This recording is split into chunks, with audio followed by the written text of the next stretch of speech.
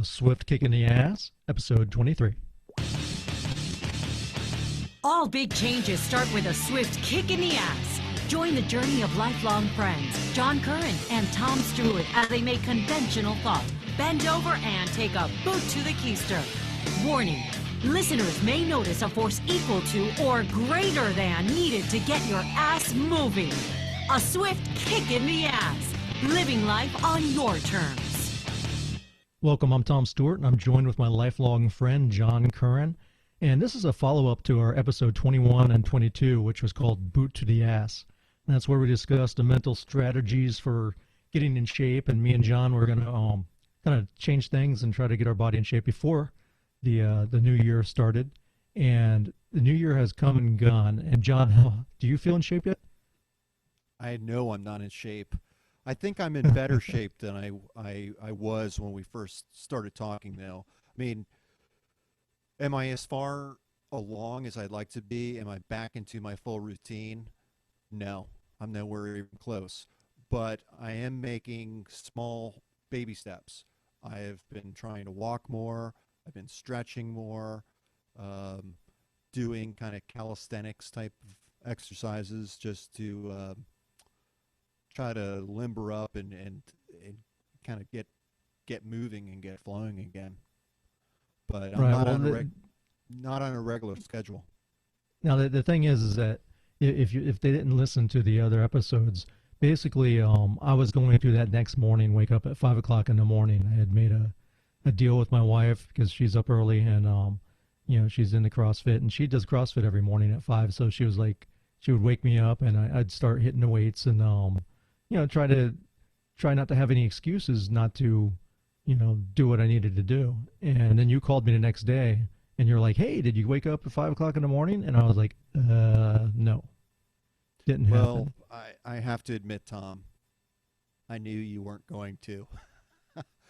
I've known you a long time, and I knew that you weren't going to do it just as much as I would know that I would not do that. I have never once had success in hitting, setting the alarm clock and actually getting up to exercise. At least very few times in my life have I been able to do that. So, knowing yourself, I think is the first battle there. Yeah, I think the problem is, I do jiu-jitsu at night. So, and that keeps me in shape, but a lot of times things come up. Even my jiu-jitsu training lately has been very haphazard. And the reason for that's things like, I had my dishwasher go out on me, and I got home and there was water all over the floor. So yeah, I couldn't train that night. Then it took me a couple days to procure a new dishwasher and to take out the old one, install it. And then there's things with kids. There was the holidays, a lot of stuff going on. And what happens is all that stuff gets in the way of your goals. So my whole idea was, hey, if I wake up early, it's done. And it's a good philosophy if you can do it. But then it's done. It's out of the way. No matter what comes up in your day, that's fine. You got time to deal with it. Well, the problem with that, it's not working for you, though. No, and the thing is I have the best intentions. I wanted to do it. However, that night after we did our podcast, what I do, I stayed up editing our podcast so we could get our podcast out. By the time I went to sleep, it was after midnight. So I'm going to wake up 5 o'clock in the morning. What happens is when that alarm clock went off, I looked at it and I was like, I feel like my throat's a little scratchy. If I work out now and my resistance is going to go down, I know how that works. Your body's, and I'm just going to be sick for a couple of days. So I'll tell you what, I'll do it tomorrow. Well, you have like this self-talk, and that's what I titled the name of this episode, the hidden enemy. And what that is, I think, is your subconscious. And when you're tired and you're in bed and it's like, you know what, I'm just gonna do that later, or I got class tonight, I'll train a little extra harder so I don't have to work out, and I'll work out when I get home. I'll lift some weights after class, and it just doesn't happen. And I think that self-talk when you're in that weak stage, keeps you from doing what you really want to do. And I think what the thing is I was aspiring to do two things. I was trying to work out, which I hadn't done in a while with weights, and wake up early. And I think it's too much at one time. I think we have to focus on maybe waking up early and just kind of hanging out and relax and get used to it and do that for a little while until my body acclimates to it. And then I can throw in working out. What do you think? Well, that's a really kind of a loaded question, Tom, to ask me what I think about that. I think that no matter what you want to do and what you want to accomplish, life has a way of throwing challenges and hurdles at us. So life happens no matter what we're doing. Um, if you go back a few episodes, uh, I told a story about when my wife and I were up to our ears in debt, and or up to our eyeballs in debt, and we're starting to make traction, and everything. All of a sudden, everything started to break down, and on top of it, I had mono, so I had no money. Our dishwasher broke, our refrigerator broke, our microwave got caught on fire. It was terrible. Um, but at that time, I realized life happens. The only reason that was an issue is because I didn't have the money to fix it. So I look at your situation and I think, yeah, life is happening for Tom. You're upset and you don't like it because it's getting in the way of your plans, but it's also that's not never going to go away. Life is going to continue to happen. So you need to figure out how to get around that. And you mentioned getting up early, and I don't know about you, but if I don't have a good reason to get up, I'm not going to be getting up. So that's where I think the hole is with with this new approach is you're just going to get up just to like drink coffee. I mean, I think Well, I mean, to change my body to get used to getting up because what I'm doing is I'm fighting getting out of bed and then working out. So I am fighting right. two things, two different changes at once. So are you And getting out of bed already? no, I have done it a couple times where I Okay. like where like in the morning, like on the weekend, like Sundays, I'll get up with no problem because I know that I got time to rest later or what have you. So I'll wake up at 6 o'clock in the morning and or before and go down to the beach and train. So that's not a problem. But doing it on a weekday, I I think I self talk myself because I'm thinking, oh man, say of Monday, right? I train jujitsu on Monday nights, so I wake up Monday morning and I'm like, man, I don't want if I train now and then I go to work, I'm going to be beat by the time I get to jujitsu. And you know what? Maybe I'll just train jujitsu today, and then on Tuesdays I'll wake up at 5 in the morning. So what happens is things come up and nothing changes. So I've been kind of stagnant where I've squeezed some workouts in on nights that I didn't train jujitsu, but not to where I'm happy. Um, I saw a quote that kind of talks about this, and it's by Carl Jung, and it's in our naivety, we have forgotten that beneath our world of reason, another one lies buried, and that's basically talking about our subconscious and how it's basically we're our own worst enemy, and when making Yeah. change, it's hard, man. You So need to focus on what you want to change, and you need to, I think, make small little steps. yeah, well, I've been reading a lot about change and so forth, and knowing yourself is probably the best way to get traction is in regards to change, but also creating an identity based type of goal, meaning who do you want to be? Do you want to be that guy who I mean, it sounds to me, Tom, like you want to be that guy who gets up in the morning and works out and exercises, and I agree with you. I think it's great. You go, you get it out of the way, and actually your body benefits from the increased metabolism all day.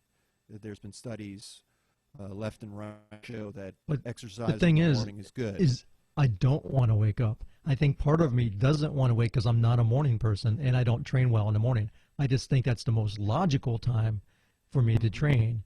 And so I'm fighting myself. My body I've always, when I used to lift weights on a regular basis, I always did it in the afternoon after work. But like I Right. said, I train jujitsu now, and that's my class is at 7 o'clock. So by the time I get home is 6:30. I run real quick to the gym and do jujitsu. But jujitsu, as great it is for your body, it's not giving me the strength. I'm fighting guys that are half my age and all stacked with muscles, and I want to build up my strength. Yeah. Well, Tom, I'd like to see how successful you are with this new approach. Just just getting up in the morning without forcing yourself to exercise, and see how that goes. And I think that by doing, I mean, I think I mentioned a negative and saying, "Oh, you're not going to do that." I hopefully that pushes the right button, so you actually do that and prove me wrong, because I think by getting up and acclimating yourself, you're going to start proving to yourself that you're able and you're willing to do just that. Um, as you said, you used to work out in the afternoons. I used to work out with you as well in the afternoons. I like that. I will like working out at night, but I'm right there with you with my constraints between work and family. My nights are not all that free. I'm not all Life is happening for me as well. I'm not able to really work that into my schedule. I worked out I worked out on Sunday of last week. Um, it, that got me in the gym, but that was a week ago. And when you're starting to make changes when you're trying to make a long-term, lasting type of change, um, what you do on a daily basis tells you whether or not you're going to be successful. And Right. I'm not going to be successful, and I am not going to get into shape by going to the gym once a week. That's just, so I'm struggling with this as No, well. it is better than nothing. I mean, it is better than nothing. However, it's kind of that weekend warrior thing where you Yeah, don't have time to acclimate your body because you're only doing it once a week. That's 4 times it, a month. That's not a lot, it's more harmful but for you as it's well. I better. mean, you're Well, prone to injury right. when you do that. Um, but I'm with you, and I'm in the midst of kind of changing the way I view myself, and I think part of how I view myself now is is not really uh, is not really a true picture, because I think of myself back when I was 28, working out 6 or 7 days a week, and I had you know a big arms of steel and big chest, and I was in great shape, but I was not married. I didn't have children. I didn't have a really truly responsible job at that time. My life was different. Right. So And the purpose of us talking about this is not just so you think, oh, these two guys are just talking about getting in shape. It's talking about, we've done a lot with personal change, and we're just trying to do something simple. Simple to, I mean, it's supposed to be simple, it's just to work out. I mean, it's not, me and John both know how to work out. It's just a matter of working out. And we want you to see how we're failing to even accomplish the things that we really want to do, which is a small thing. I mean, I guess maybe I'm not putting enough priority in it in my life, or maybe I would wake up at 5 in the morning. But I'm talking about my challenges of what I'm facing, that internal battle that that defeats yourself. And I mean, I think people could relate to that, and I think it's we're trying to work through it, and we're talking about our failures as well as our successes. I think in order to help others that are probably going through the same issues, and it doesn't have to be working out; it could be anything. And I can imagine trying to change something bigger than just working out. Try to change an addiction or something, or a really bad habit.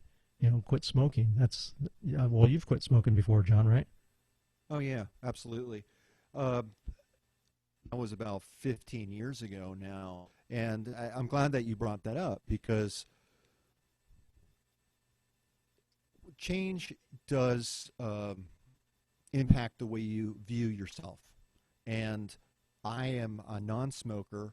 I view myself now as a non-smoker, but I also recognize that if I was to have one cigarette, even 15 years after being quit, one cigarette, I would be right back into the habit. It would pick up just like that. So I have to stay away. I have to recognize that about myself and stay away from cigarettes because I know it's just not worth it. I don't want to go down that road again. Um, and I know what it's like to be a smoker. I know what it's like to be a non-smoker. I choose to be a non-smoker. Same with exercise. There was a time when I worked out routinely. It was a part of my daily routine. I was in shape, and I felt good, very good about myself, and I felt like it helped me with my stress as well. So I know the benefits of it. So how are you going? How are you going to accomplish your goal of working out? As if you're not going to do it in the morning, when is the time that you're going to do it? Well, I And think how can I hold you accountable? that's fair enough. I myself am going through this kind of the same process that you are, trying to figure out what time is best. I hate to say it, but I think I have to go with the morning time to work out. It's just I've never been able to do it, but I feel like I need to. You're shaking your head at me, saying, "Oh yeah, you're not, John." Yeah. I think you want to bet me money. Hey, it's right cold. now. You live in Virginia, right? I imagine it's pretty I, cold there right now. So waking up and touching some cold steel, I bet you're going to be like, no, I'm going to stay in my I electric mean, blanket and stay cozy here. I think this is a process that a lot of us go through when we're trying to implement some type of change, whether it's quitting smoking or exercising or doing anything new. Um, I think you need to think through your actions and then take a shot at it and keep trying different approaches until you find one that works for you. Um, I've I already read like it. Can I say a quote that I saw earlier that this kind of reminds me of? It's those that think too much before stepping forward spend their lives on one leg. That's by a guy named Anthony DeMillo. well, I'm just hopping around right now. I agree with you. I've been thinking about it, but I have been doing more than just thinking about it. I have been purposely, instead of driving up to the bus stop to pick up my kids, and it's cold out, I walk. I walk up and back. So I'm exercising that way. I'm making a conscious effort to, get up out of my chair much more often from work to walk around. Is it working out with weights? No. It's not exactly where I want to be, but I also recognize that I didn't get to this point just overnight. This has been my lack of physical activity has been taking years to get me to this level, because just seems like yesterday I was working out 6 or 7 times a week and I was in great shape. But it's really like 20 years ago when I was doing Well, that. you were telling me about that gym. Let the audience know about the gym that you're telling me about that holds their members accountable. Yeah, I was reading an article. I can't remember if it was on Entrepreneur magazine or Inc., but they said that a lot of gyms these days are built on a business model that fills up the membership roster. They want you to come in and sign up, and all of their marketing and in fact, their whole facility is really geared towards getting you signed up. But then once you're signed up, they just, cut you loose, and they really don't care if you use the membership or not, because if you look at the capacity of the gym, it's like just a fraction of the size of the number of members that they have, because they do not expect everyone to be exercising. They expect people to sign up, use it for a few weeks, and then go back to the couch or the reclining chair. But they said there was another gym, and I forget the name of it, but their business model was very different. They wanted you to use the gym, so they didn't have any slick, motivational slogans up on the walls. They didn't have the disco light and the music blaring. It was just very bare bones, no bells and whistles. You go in there, you work out, they hold you accountable, and the way they hold you accountable is that if you don't go, they kick you out.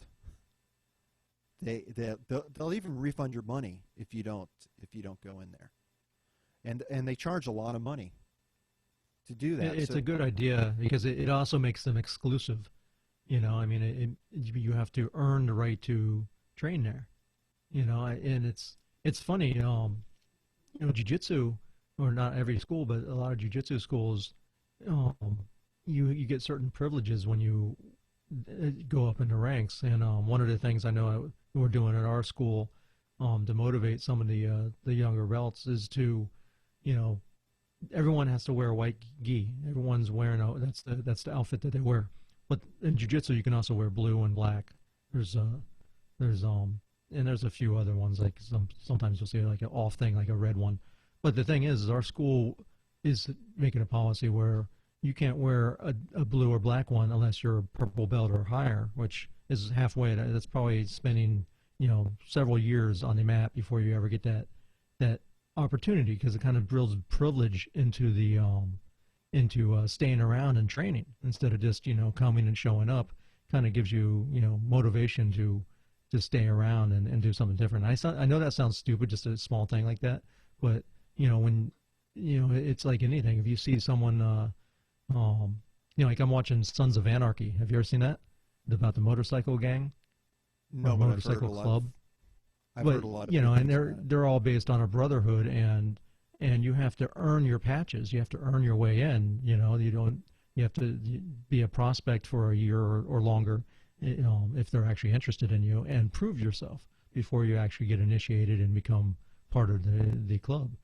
And it's a motivational thing. Plus, it kind of makes it not elitist, but it's makes people. It gives them a reason to want to join.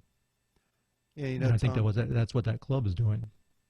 Tom, something you said is very interesting to me. Talking about saying these are just small steps, and in life, don't a lot of people say, "Oh, don't sweat the small stuff," but if you're trying to change yourself, you have to sweat the small stuff, because that is what is going to get you where you want to go. I personally think that we should be less focused on on the result that we're looking to get, and be more focused on the process of what we are actually going to do. When we used to work out on a regular basis, didn't we say, okay, weren't we very specific, and we say, okay, we're going to work 5 days a week? I mean, at least I did. Or and then it went from 5 to 4 to 3 to 2 to 1. That has dwindled. But at my peak, when I was really into it and had been working out for several years that way, it was ingrained.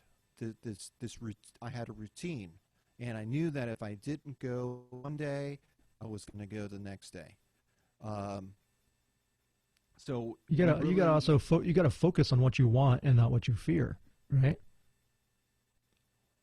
Because it's like I was telling you, when I woke up that one morning and it was 5 o'clock in the morning, I'm looking at the alarm clock. I wasn't focusing on the benefits of working out. I was focused on oh man, if I train today, I'm going to get sick, or I'm going to be real tired later on, or I'm going to be dragging all day at work. And I should have been focusing on the positive sides rather than the negative. Well, you could say that, but let's just face it, that motivation, enthusiasm, and even the way you just think about things in general, that changes from minute to minute almost. I mean, we could be highly motivated to do something, and when that alarm clock rings the next morning, that motivation's gone. So in order to create a routine, there's really three simple steps to creating a routine. One is to create a trigger for yourself. Um, I'll use answering the phone as an example, because that is a routine. That answering the phone is a habit. The phone rings, we pick up the phone, and the reward is that conversation that you have. And that reward could be positive or negative, depending on who you're speaking to. Or just finding out who's on the other end of the phone. Right, right. The curiosity. Yeah, that's absolutely true.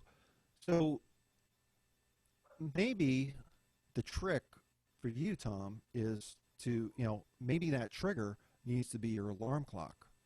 So next to your alarm clock, put something there that is going to remind you to work out. Like when you see it, so it's a trigger.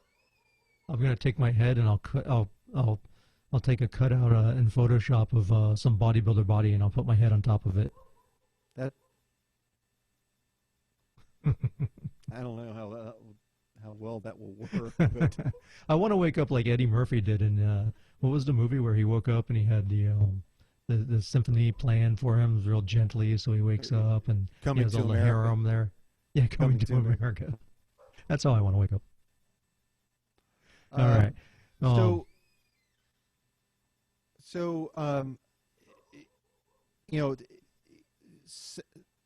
Look at your trigger, and then attach that to an action, and then determine what the reward is going to be for you. So, for you, Tom, you want to wake up in the morning, so you can acclimate yourself to start, exercising.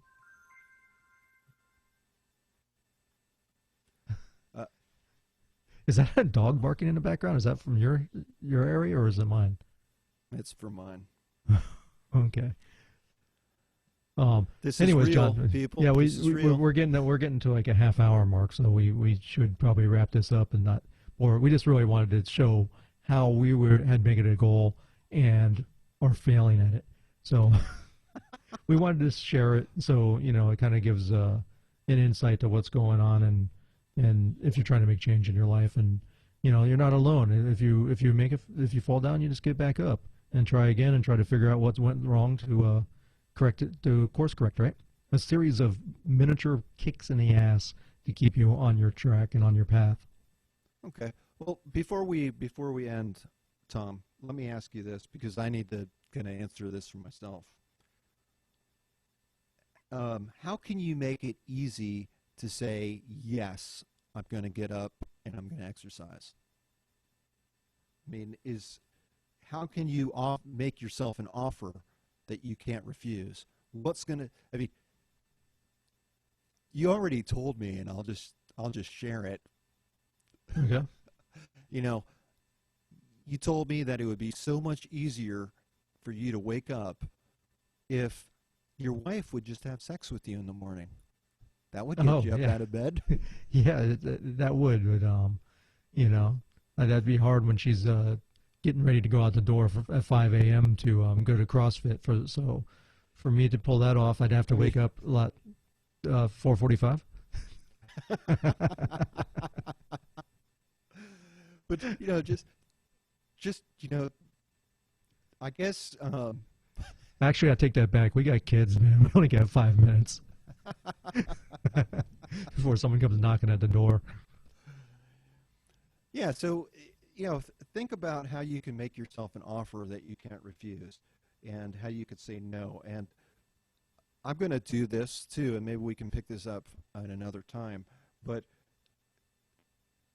the first, the first part of creating a routine is creating a trigger, and that trigger is going to be the cue for you to do whatever you are looking to do.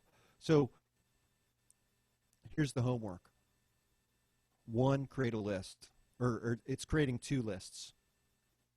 The first list is, what do you do each and every day without fail? Just write it down. You brush your teeth. I was going to say comb your hair, but that's just for me. Sorry. Very funny. I couldn't resist. Eat breakfast, drink coffee, or whatever it is. And then the second list, write down the things that happen to you each and every day. Like, you get email, or you drive in your car and you're at a stoplight. You see commercials. And through those two lists, you should be able to, through those two lists, you are going to see habits. You're going to see routines that are already very well ingrained. And it'll be much easier for you to make change if you can attach what you're trying to do to something that you're already doing. Like you said, baby steps, just small things, but try to attach it to something that you already do. Let's try that. Let's try to work on our triggers to get a specific action. And Sounds fair, man. And then we'll talk about that some more. And we'd love to hear from our audience to hear what they're doing and what's working for them. Sounds good. Thanks for listening. Thank you for listening to A Swift Kick in the Ass podcast. We hope you enjoyed today's content, and we ask you to please leave us a review in iTunes. Also, head over to aswiftkickintheass.com to get a free copy of the Simple Spending Tool.